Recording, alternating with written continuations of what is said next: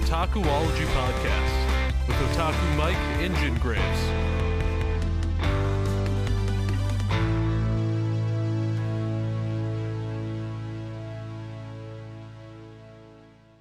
Jam.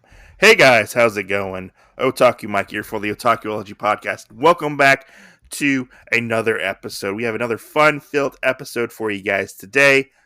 I'm here with my co-host, Jin Graves, and we are looking at Volume 1 of Rising of the Shield Hero today.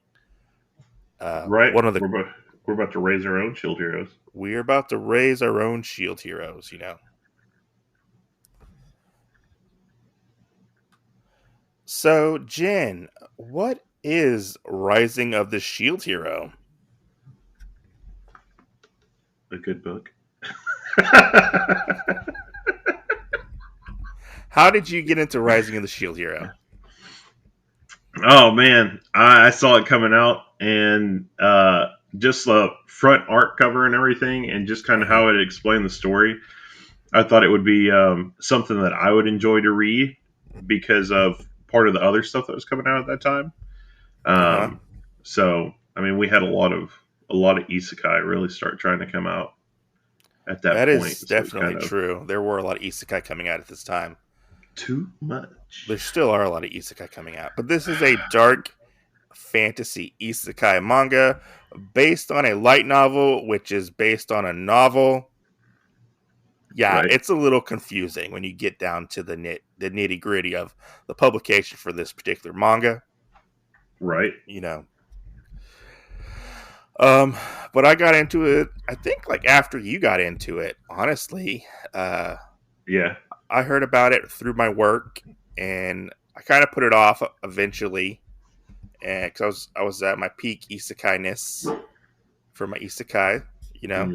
Then you're like, hey buddy, how's this manga? How's Rising of the Shield Hero? You like it? I don't know. Do you? You know, and then Yeah. I was kind of, I don't know how to sit, like. I don't know, I just put it off, and then I picked it up one day and I was like, oh, okay. Let's look at this manga, you know, let's check it out, because I was starting to hear more buzz about it and stuff like that, you know. Right. But let's get into this. What's the synopsis of this manga, sir? Let's see. We have our main character, Naofumi Iwatani.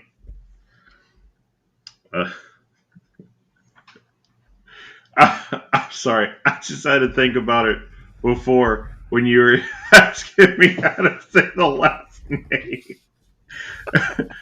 And you were trying to turn him into an African character. Watane. Watane. It'll be like Grace and Frankie. You know, they have one on there. They call him Bud, and then you find out his name is Nawabuduke, and you're like, what the hell? So, anyway, our synopsis is Naofumi Iwatani. I'm almost going to say it again. Fuck. An uncharismatic otaku who spends his days on games and manga suddenly finds himself summoned to a parallel universe. He discovers he is one of 4 heroes equipped with legendary weapons and tasked with saving the world from its prophetic destruction. As the shield hero, the weakest of the heroes, all is not as it seems. Naofumi is soon alone, penniless, and betrayed, with no one to turn to and nowhere to run. He is left with only his shield. Now Naofumi must rise to become the legendary shield hero and save the world. Yeah, that's the synopsis of the book. So let's get into this manga. Yeah, let's get into the beginning, because then we can go back. There's one sentence on the back here that I feel like really sticks out the most. Which one? With this book, and that's the Naofumi is soon alone, penniless, and betrayed. Okay. So I feel like as we start talking about it, that would be a good one to point out, like, because I really feel like that's what sets the whole mood for like this book 1, book 2 scenario, you know. So our manga starts out with Naofumi surrounded by guards. The king is berating him, saying he's a demon, this and that. You're the worst. You're not going to be a hero. And Naofumi is shocked. We don't know exactly what Naofumi did or supposedly did. And we go from there and we go all the way to the beginning where Naofumi is at the library looking at some manga. And he's like, oh, man, uh, it's always good to, be an otaku basically and look. When you don't have any money, you go to the library, check out some stuff, this and that. He Right. picks up I wish we had that library. Yeah, right. He picks up this particular book, and it's called "The Records of the Four Holy Weapons." He looks in it, and he's like, "Oh man, this book looks really cool. It's really old, fantasy kind of stuff." He starts to look through it, and he sees starts to reading it. He starts reading it, and seeing how these four heroes are summoned, and he notices all the words on the page disappear. And he's like, what? It's blank. He gets transported to this other world with these three other guys. He finds out that he has a shield attached to his arm. And he's basically like, what the hell is going on here? What's going on? And then we see this king, and he's like, I need you to save our land. Right. Save us, holy warriors, basically, And then what happens next, Jin? Then they get to start picking their companions and whatnot, right? Yeah. So we find out that Very the unpopular. the monsters show up through portals throughout the worlds, and the heroes have to fight these waves and waves of monsters to stop the onslaught, basically. Yeah. And it's time to where I think it's a couple weeks, maybe a month in between each particular. Oh, so it's like that time of the month. Kind of, yeah, a little bit. A little bit. To where they have to fight these monsters, and they have to protect the kingdom, Right. And we find out, they're like, okay, well, how do we do this? They have to level up and stuff, but the heroes can't level up with each other. They can't stay together in a group, so they have Right. to go off on their own. And Right. Which is kind of weird, just in that aspect of it, because they can't level up together because if they were to attempt it, it's kind of like they try and split the XP or whatever that's gained, and it actually pulls it out, and it makes it less. Yeah. So it'd be like, oh, you're going to get 100 XP or whatever, and then it pulls it out because of how many heroes are around you. And instead of splitting it evenly, it's like you only get 10. Yeah, and so we meet our other heroes. We have Ren, Akami, I think is how you say it. Amaki. I think it's Ren Amaki, sorry. Ren Amaki, he is 16 years old. He is the sword hero. Then we have Itsuki Kawasumi, who is 17. Right. He is the bow hero. He's a high school student as well. Then we have Motosuwa, who is the spear hero. He will be a big character later on in the series. Motoyasu? Yeah. Motosuwa. Yeah. He is 21 years old and is in university. Then we have Naofumi, who is 20 years old and is in university as well. Right. They kind of say who they are, what they're all about. And we get this really interesting conversation with them to where Naofumi sees his stats, and he has this big thing pop up in front of him, which is really cool, which is almost like a video game kind of, with an RPG. And he finds out that all of his defense is put into his all his skill points are put into defense, basically. Right. He has some agility and HP and stuff like that. And so you get this really interesting conversation to where each character is like, oh man, what exactly is going on? Are we in an actual game? And we get this interesting thought process to where the other three think they're in a game. Right. Like they're sucked into a video game, some kind of MMORPG, something like that, So their thought process is kind of somewhat different than Naofumi's. I think now at this time, Naofumi might also think he's in a game. I'm not 100% sure because they don't really say how the other characters showed up in this world Yeah. at this moment. Well, I think he's the only one that really doesn't think like that it's a game, Yeah. And I don't know if that's because of how he came into it with the book and us not knowing about the rest of them, but hmm But we move on from there to where uh, we we find out, and the king says, "Look, you guys are going to need companions, basically." And this is where we meet the other I don't know what you would call them, like sidekicks, kind of, the companions, the, fellowship the of some kind, companions, yeah, the companions, to where we have all these people in this room, and they're starting to pick who they want to go with. Nobody wants to go with Naofumi right? because the shield hero is like, I guess, not cool, because they've kind of established that they also had other Well, people take on these mantles as well previously. right, and I think part of it is because of the church. Yeah, the Church of the Holy Weapons. Yeah, I was just listening to you. Okay, so yeah, so now Fumi doesn't get anybody, and he's kind of like, I don't want to say like freaking out, but he's like, like he's basically like, "Fuck all y'all, fuck all Right. y'all. I don't need your help. This and that. Like I'm, I can do this on my own." And then we get the one person who went with one of the people who went with the spear hero was like, "Okay, I'll go with you. I don't want to, think of him all alone. This and that.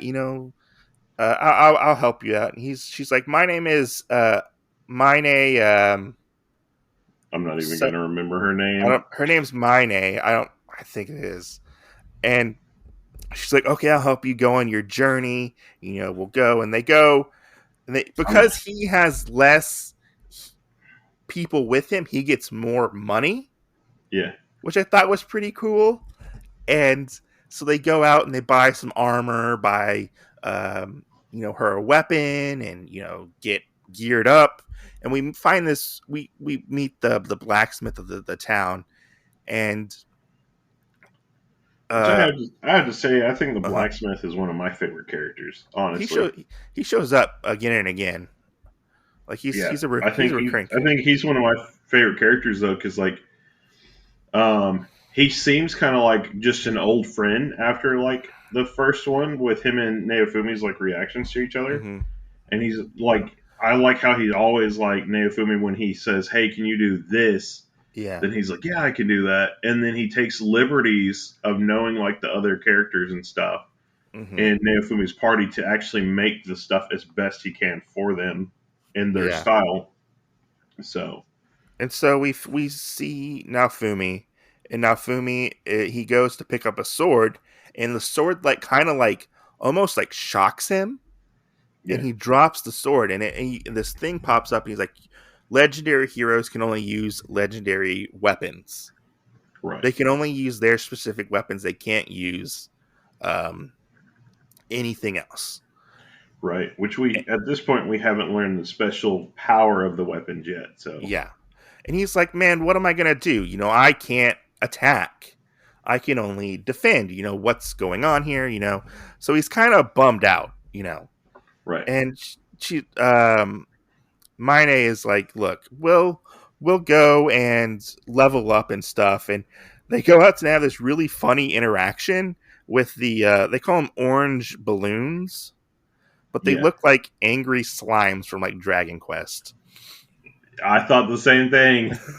They look like angry slimes from Dragon All, Quest, and we get this all funny, puffed up.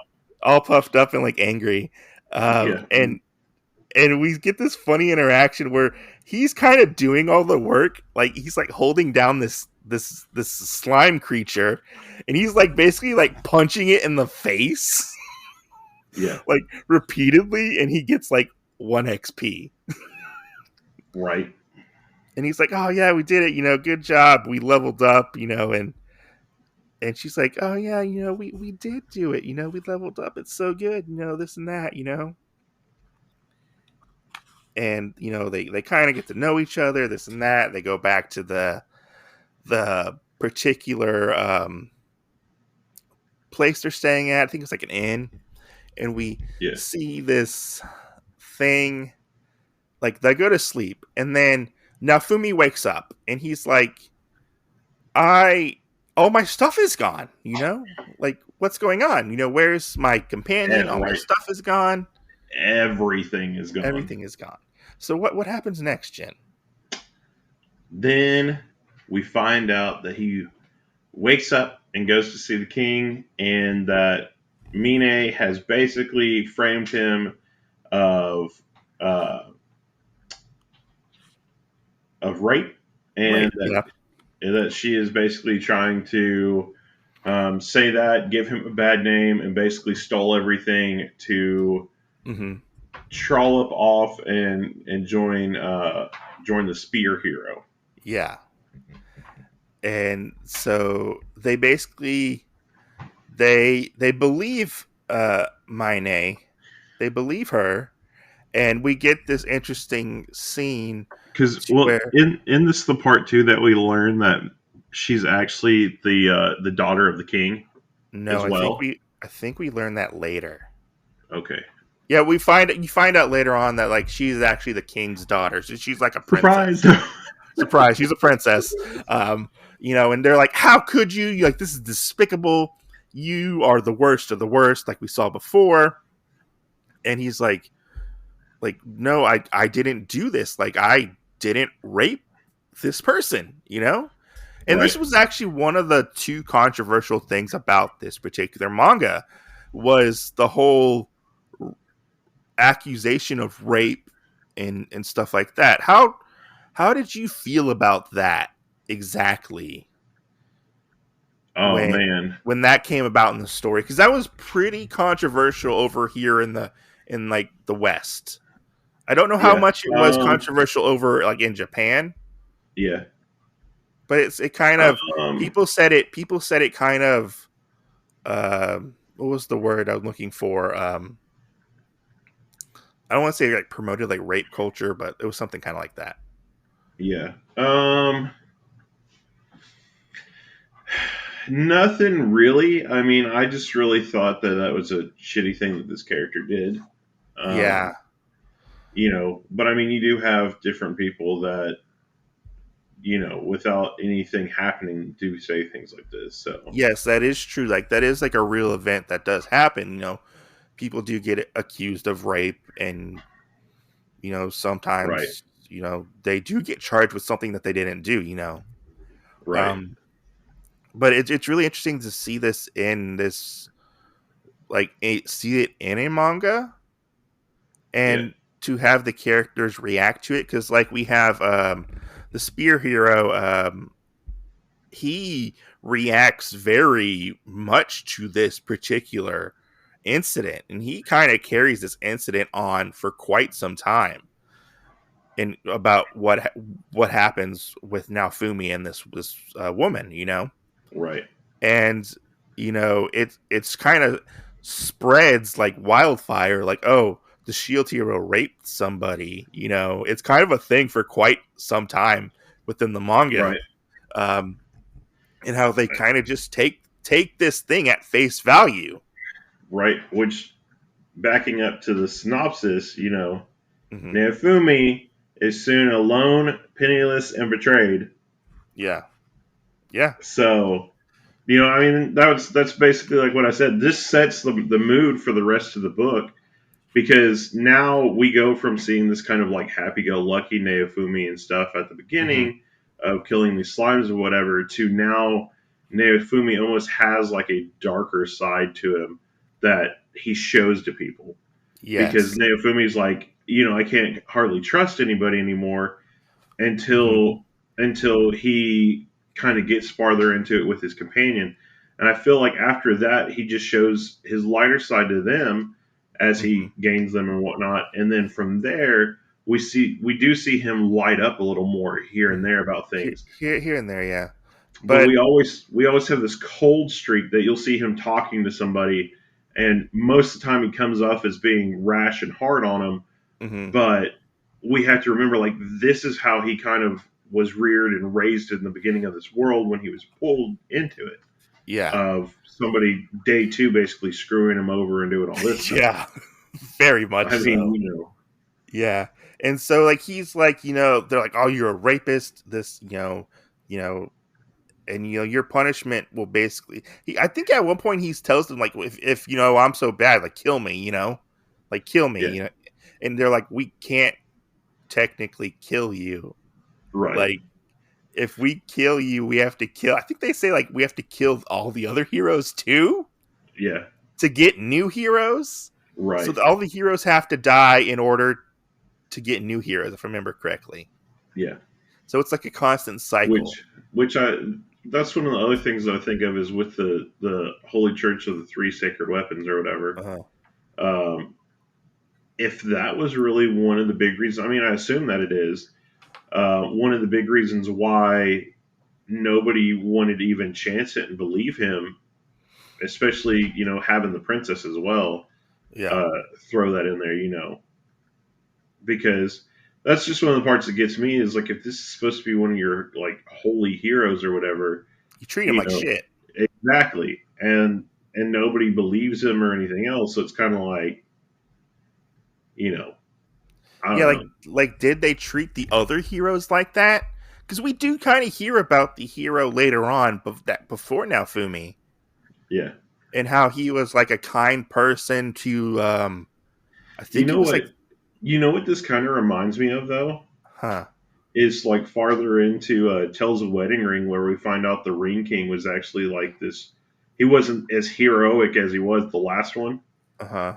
He had the dark side of basically him doing things to like the other princesses and all this other stuff. Like that's kind of what I feel like the feeling that we get in this is like the last one may have like done something wrong or something, and then people like were like, no, Well he's he not this hero. well I remember he was like a protector of the bestials, which are like the beast men Exactly. in this, and like the beast men have a war or with the humans.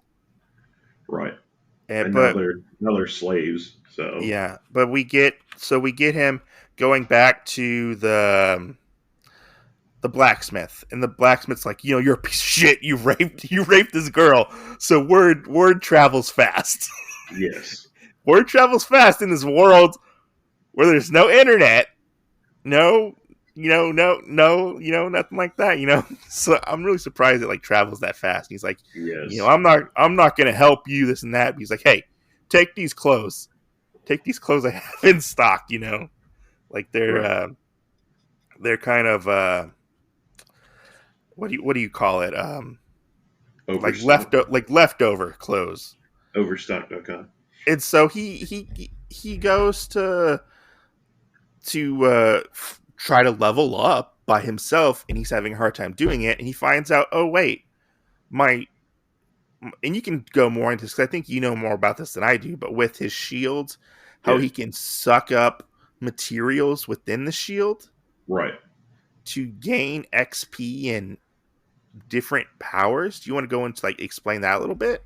Because he does that, Yeah. and he finds out that he can like he sucks up like these herbs, and the herbs allow him to um get like this special, like his shield like transforms into like a leaf shield, Yeah. and So that's the special thing about all of the hero's weapons is whenever they do something like that, they can absorb whatever it is and get power based off of that. mhm, I feel like if you've played the video game Folklore, they do that, but just with the monsters. You absorb the yeah, monsters and you get an ability off of it. Basically, I feel like it's a combination between that and a combination between like a keyblade. mhm, Like and even though the keyblades are different, like imagine if it was the same blade every time and it just Yeah. did whatever, and then it took on that power. Um, so yeah, I mean they absorb, and that's how you basically get all your stuff in this world, since you can't pick up a weapon or anything else and change it over. Mm-hmm. Yeah. So it's really interesting, like ability he has, and he gets more of these different abilities and starts to learn more about the world. Which is really cool. I think I think it's a really cool. I don't want to say like gimmick, but like it's really cool that like a function that like this fantasy world has with its heroes. Yeah. Oh, I mean, and not only that, I really enjoy getting to see some of the shields that they come up with because Yeah. they're also intricate Yeah, they are. and like how they look. Like I mean, they do really good art for all of them, and Hmm. like the abilities that they view to come off of them. Yeah. I mean, I really enjoy that, as we get to see part of the shields or whatever. Um, and especially later on in the book when we actually see him get into a big fight with one of the other heroes, we get to see this really quick, how fast you have to know your shields or your Hmm. weapon and what you can change it into and all this other stuff. And I mean, it's awesome, and I really Yeah. like all the stuff of us getting to go back and see what Neofumi's kind of picked up here and there. Oh yeah, no, most definitely, because you kind of forget that like he picks up all these interesting like different shields, Yeah, which sometimes he uses, sometimes he doesn't. yeah. Um, And but after, sometimes it's so like weird, random that you're like, what are you yeah, going to use that for? And then they write it into the storyline. Oh, well, it got used for this, and you're like, what? yeah. And so after his leveling up and gathering the herbs, he tries to sell the herbs, but he just doesn't really have any. I think he has like some luck with it, but not really that much. He goes to order some food at the inn, and he starts to get hassled by these other people in the world. And he's like, "Oh man, we heard about you. You like to rape young girls." And he's like, "I didn't do that. That wasn't me." Yeah, And we get this bit that I love this bit in this manga, and they pull it out occasionally. I wish they would use it more. But you find out that the balloon monsters that he's fighting yeah. are attached to his body, like chewing on him. Oh yeah, And and he's just walking around with these monsters under his cloak. Then they're chewing on him, and he pulls them off because he's not getting damaged because he has so much defense. right, And he pulls them off and he throws them at the guys for the balloon monsters to attack the guys. right. Yeah, I love that bit. Like I think they pull it up like one more time or two more times in the manga, yeah. but I think it's just really funny and really creative. I mean, I would like to see them do that with like a different monster or something, like in the future, maybe like a bigger balloon, a balloon monster or something. Um, but yeah, I mean, I think that's a pretty funny gimmick that they throw into it as well. Because I think the first time they do that, I was like, what? Yeah, Because it catches you off guard that's what's going on, and it's because nobody has a better defense than him, so he can basically use these as little fake companions yeah, to throw around and use them to quote unquote almost attack people. yeah, yeah, Um, you know, yeah. It's a funny little gag. Like I like it. Like it just shit, it I just love it. it makes me laugh every time because he had like this like evil like almost glint in his eye. Like he's like, I'm gonna fuck you guys up. Like because he gets kind of mad at him, and he like you see like all these like these balloon guys monsters attached to him. They're all like gnawing on him. I just like that look. Yeah, It just I don't know, it just looks I like it. And so now Fumi leaves the inn and then we get to our second controversial thing within this manga. Right. We meet this mysterious guy with a top hat, and he has a mustache. And he's like, "Hey, you look like you can use some help." He's like, what are you gonna do for me? You look for." He's like, "I think you need like a companion of some sorts." And he's like, "Oh, how can you help me with that?" And he's like, "Well, I got companions for you." And can I just say, this guy kind of looks like the bad guy from D. Gray Man a little bit. Oh, the Millennium Earl. Yeah, yeah, I was thinking he looks more like the Penguin. kind of. Yeah, too. Yeah, but Yeah, didn't like the guy in Do Gray Man have like he was like fat and had like a top hat and stuff? yeah, fat with a really skinny top hat, and then he had that big ass smiling grin on his face. Yeah, that's what he reminded me of. Yeah, So we find out that this guy is a slave trader, and he's like, look, I can sell you one of these animals, these beast men, and he shows him this wolf man, and he's like, how much for the wolf man? He's like, it's pricey, like, oh well, yeah, well, you wanted to show me the good stuff before you actually showed me like the shitty stuff that you sell, basically. right.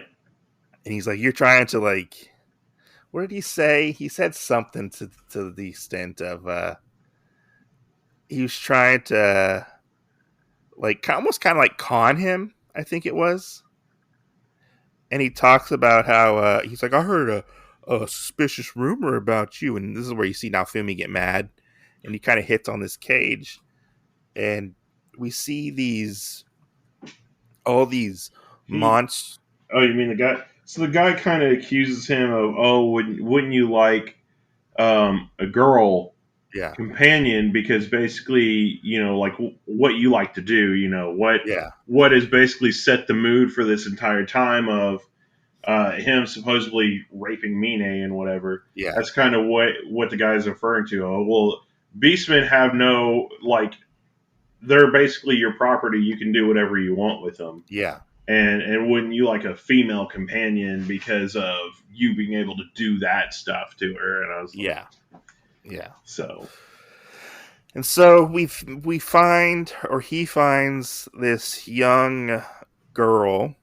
She's a beast man, uh, and her name is Raphtilia, and Raphtilia is a raccoon girl. You could say, and he he buys Raphtilia, and the guy is like, oh, you don't want this girl. She suffers from like panic attacks and like PTSD and all this kind of stuff from what happened to her, basically. yeah, And he's like, no, like I'll take her. And we get this scene to where yeah. Because so I was lost so whenever you were talking about. he buys Raphtilia, correct? Yeah, And they go to the blacksmith again they do. to buy Raphtilia some weapons and armor. Yeah, And we find out that Raphtilia has become his slave, and this is where we find out what exactly happens to how they create slaves within this world. How did they do that? they put a binding spell on you, Hmm. and basically that shows the ownership and possession of it, and how they basically can't like screw you over. Yeah, and they have to do everything you say, right? I think they do to an extent. Or if they don't, it like shocks them or like hurts them, Yeah, right? yeah, And you see the process of her like basically being like branded on her chest, which yeah, looks very painful and just it's like very gut wrenching to see. yeah. Like it just looks like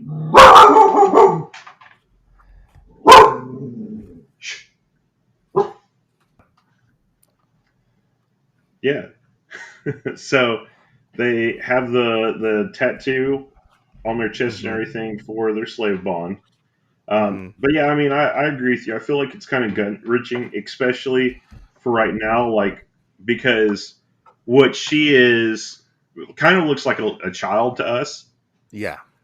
Because Beastmen actually like I don't want to necessarily say age, but they basically like grow older with their experience. Well, she is a child. Like when we first meet Raftilia, she is a child. Right. She's only like maybe like 8, 9, 10, maybe when we meet her.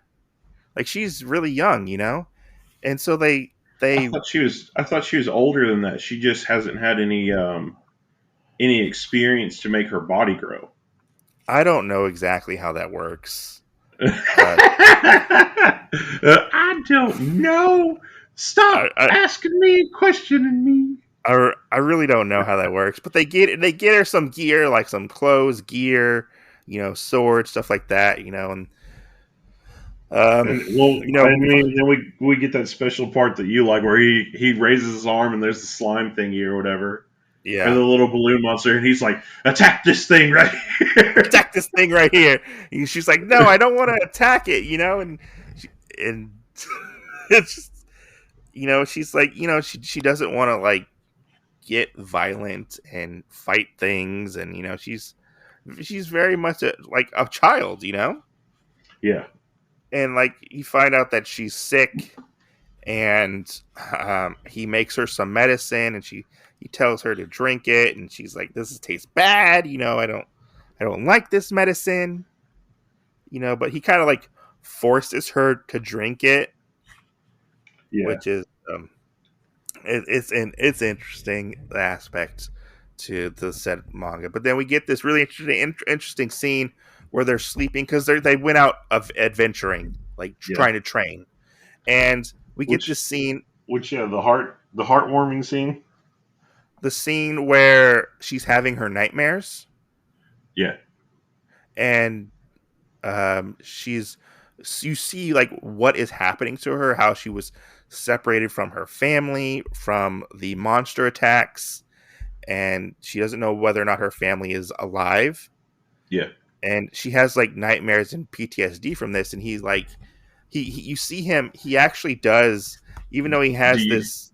do you think anybody in the world knows what any of that mental stuff is?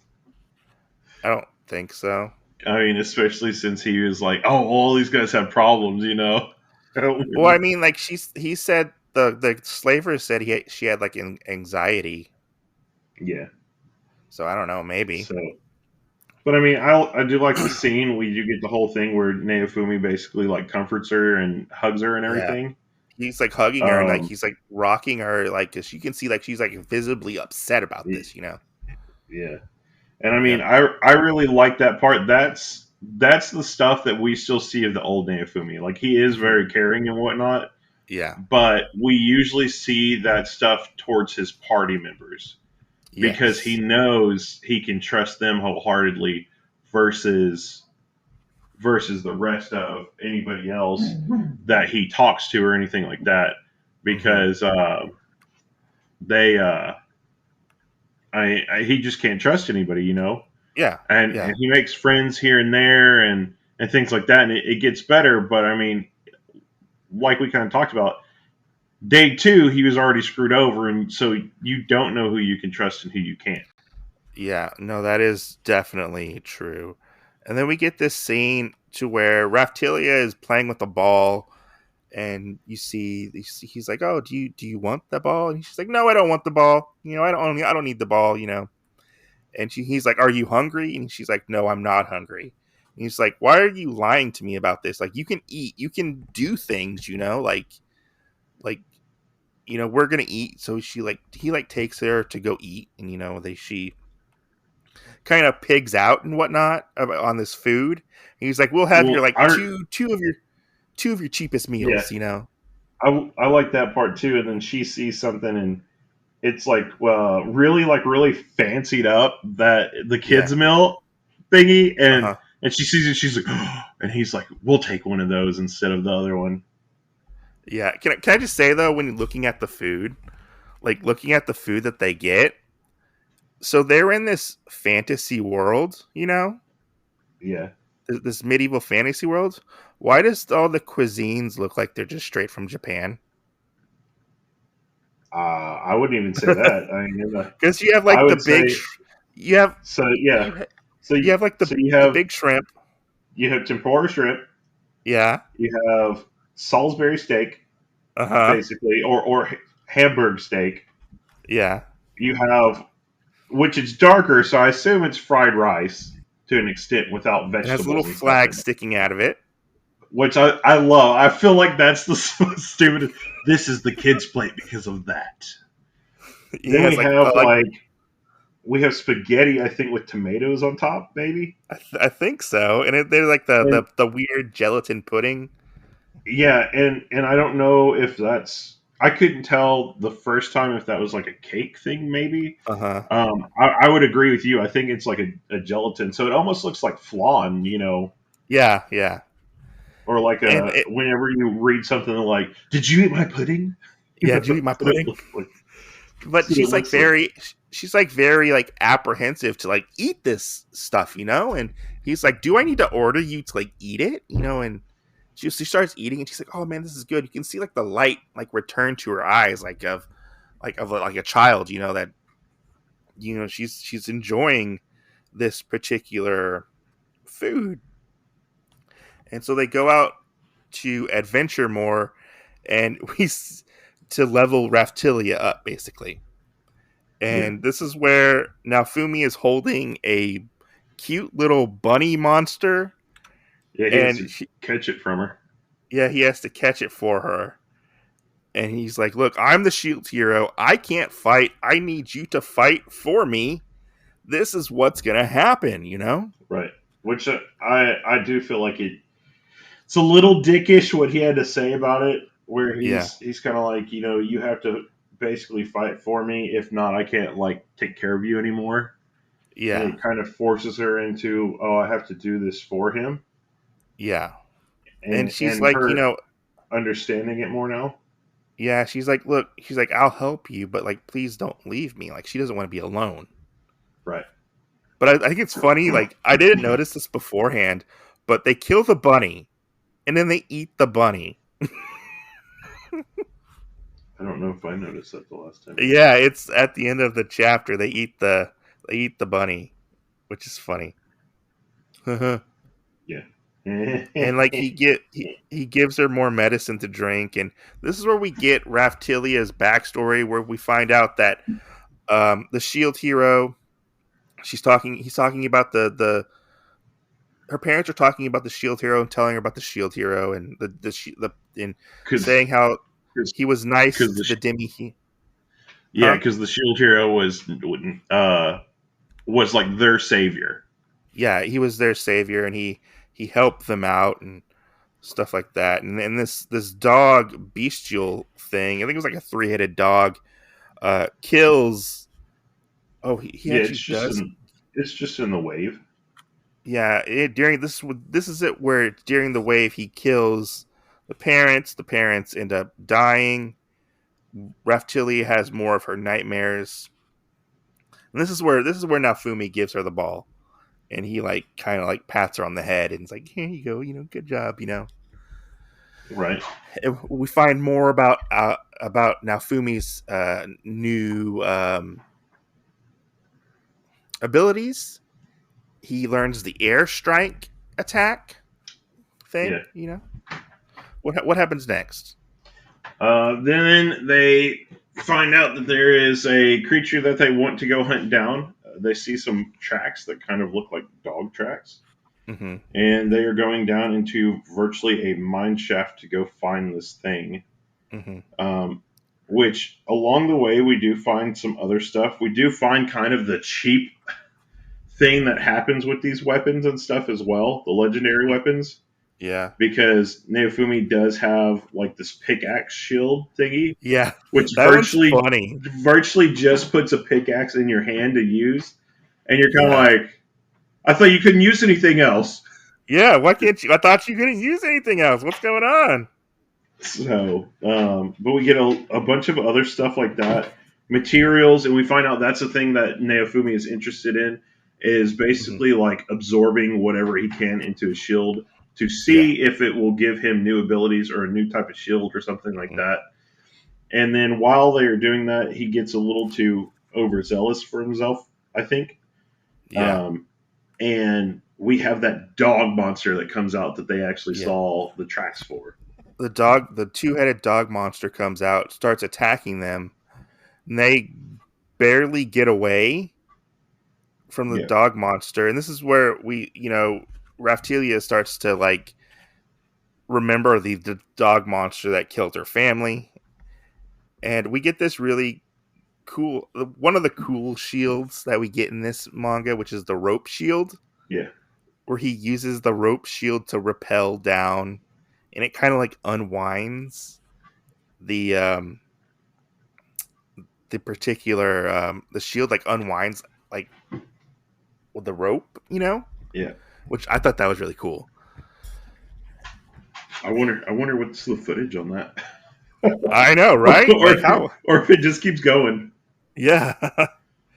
And then we get more talk about Raftilia's parents and what actually happened. And Naofumi tells, no, Raftilia tells Naofumi what exactly happened to her and what's going Yeah, on, and you know? why she freaked out with this creature. Yeah. And you see this scene where the dog shows up and he's like, come on. And she's very hesitant to go kill this thing, still. And, he's like, look, uh, we can't save your parents, but we can save those kids that that got lost as well through the world. And he's like, I will protect you, but you must fight for me. Right, I can't protect you if you can't fight for me. right. It's Well, I think we get another part here where, like because almost every creature he's let basically bite him. I mean, yeah. almost every creature they fought, and I And don't think it ever registered with her until this dog creature bit him yeah, and it because actually kind of hurt him. yeah, because it bit him, and then she's sitting there and goes, "Oh my God, there's a percent chance that I could lose Naofumi too," Yeah. and she has this whole like awakening of I'm going to kill this beast, you know. Hmm. Yeah, no, most definitely. And we get this really cool action scene to where you see her like I love this scene. I think this scene's really cool. To where they use the airstrike shield on the dog to get to separate the dog from Reptilia because the dog's going after Reptilia. Yeah, And you see her kind of jump up and lunge at the dog, and she like stabs the dog through the fucking forehead. Like I forgot how violent yeah, because at points this is. didn't her sword break in half?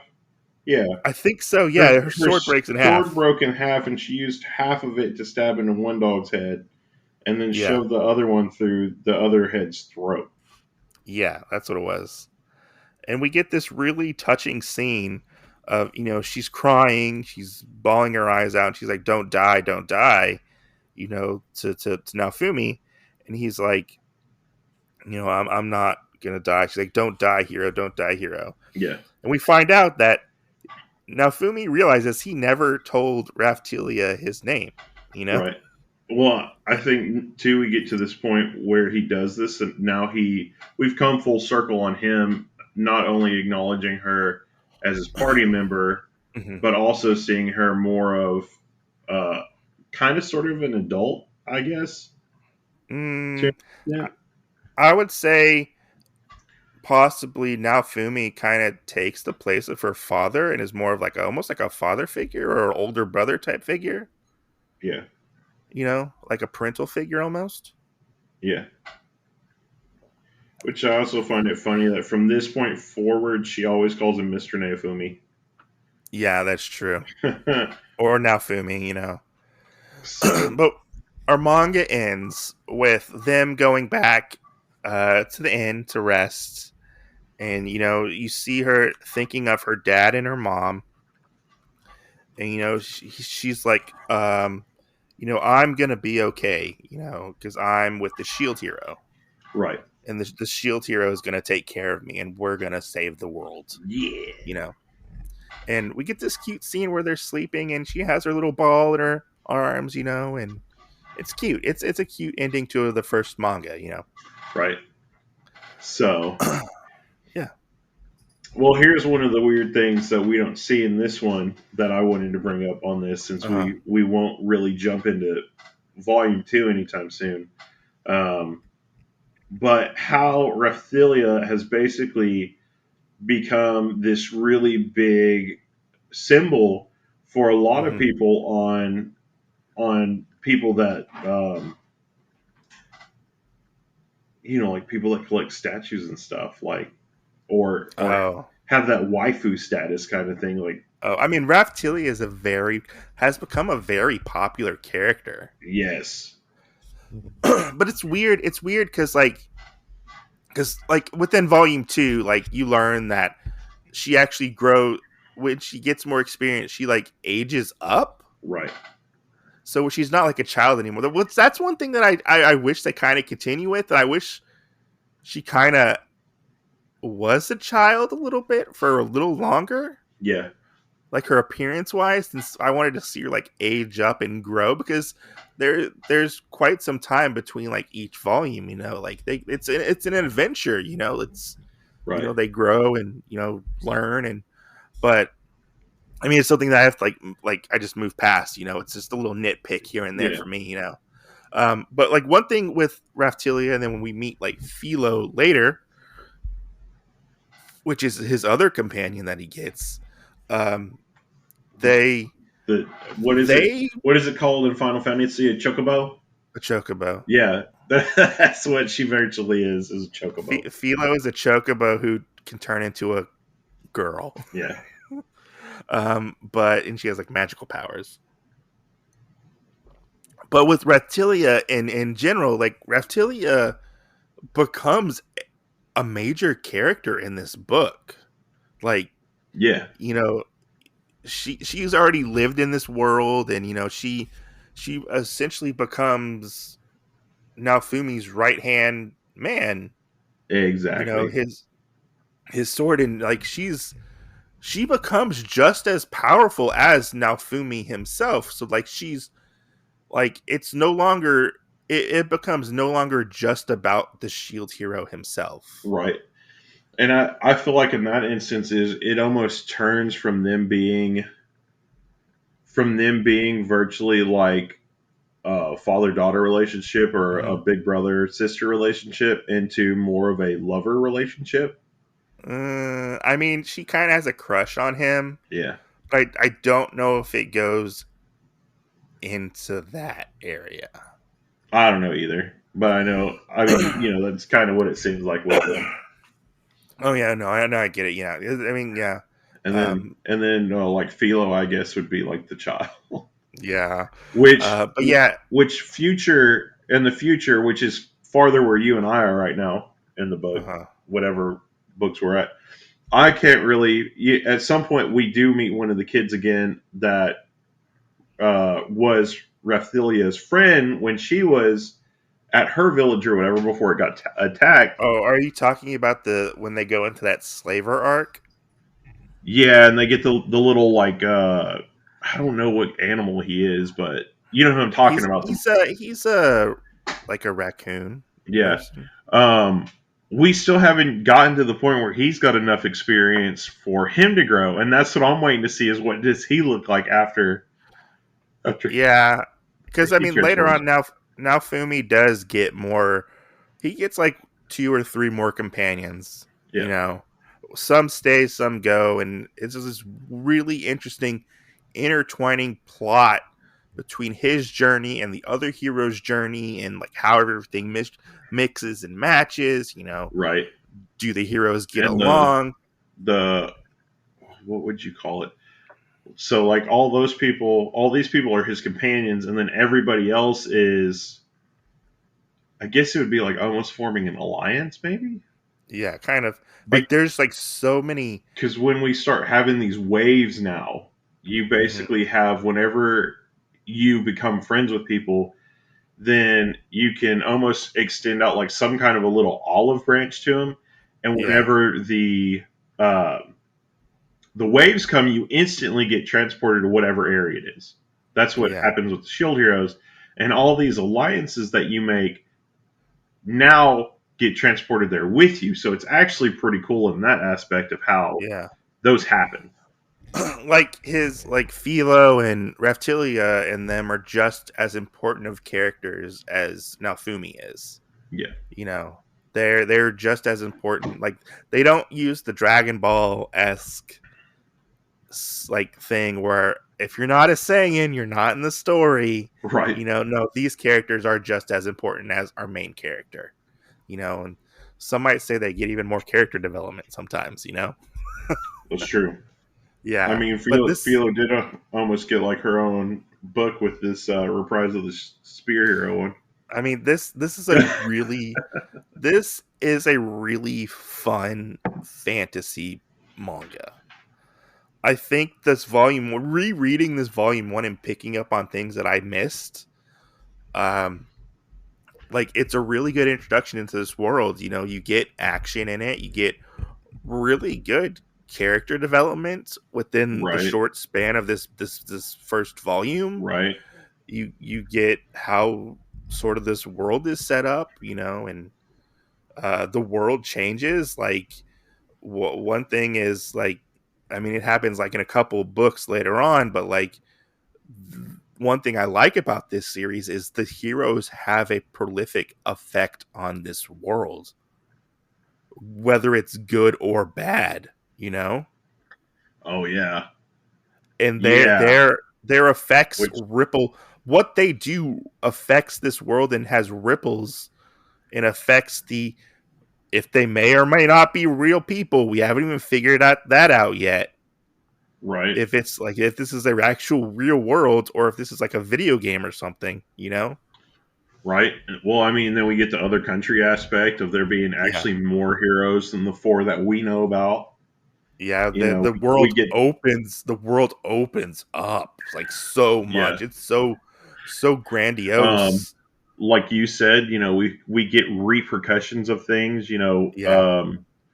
basically like Naofumi is always in it to help, so I don't feel like Yeah. there's really ever any negatives for him. But we have some of the other heroes that think, oh well, this is a video game, and they do Yeah. something and they don't ever think about the repercussions of their actions, and they don't Well, ever turn around and go clean it up. I And would say yeah, like even like a couple volumes in, we have that slight spoilers, but one of the heroes kills a dragon. that's what I was thinking of. Ren He and the Dragon. Yeah, Ren kills a dragon, the sword hero, and the dragon's blood is like poisoning the water supply for a town. Yeah, I think it was.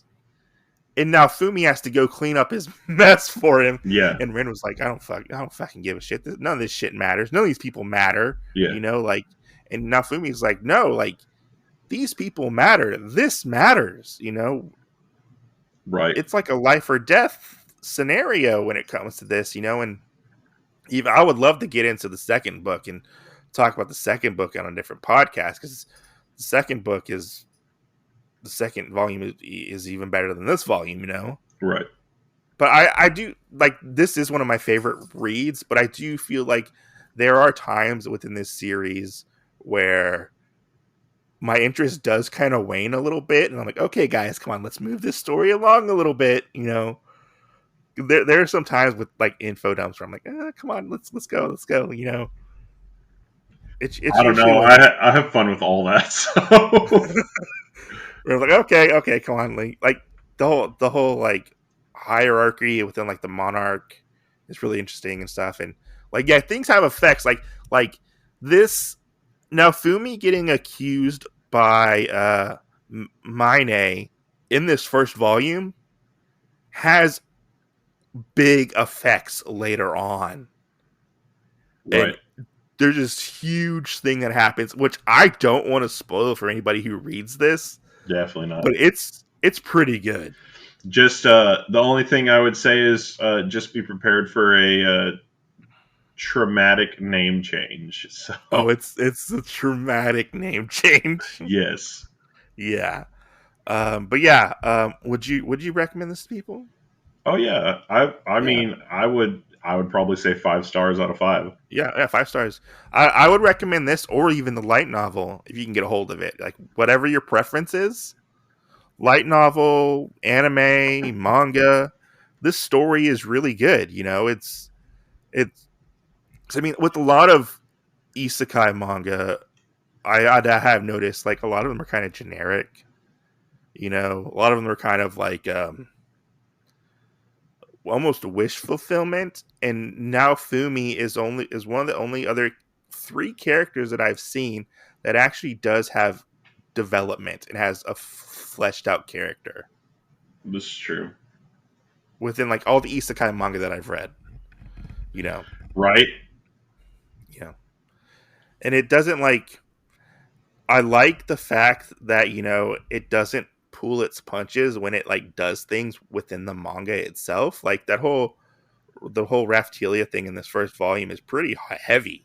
It's Right. pretty heavy to deal with. Well, I mean, even the Mina thing, Yeah, I mean that's two things starting out that I feel like it's it's a challenge because one thing with slavery and then the other thing with the whole thing with Mina and whatnot hmm is you find out that those are things that you have to overcome, and you do find out like with the Mina thing that Neofumi has to overcome that himself. yeah, While with this slave thing, it doesn't per se play into a lot, but you also find out well other characters have problems too, like yeah. Raphilia's past and how it plays into it and how it unrolls Well, for the characters. let's just say like with like the spear hero Motusua, he has a hard he I think he has like a hard on for like Philo and maybe Raftelia, but he like Oh, fucking white knights. his is just Philo. He white knights the fact that like Raftelia is like a slave, Yes. and he's like, oh, we gotta save you, and we gotta get you out of the clutches of evil Naofumi. And she's like, Mr. Naofumi is fine, like he's not like a horrible person, and like he just doesn't like grasp that situation.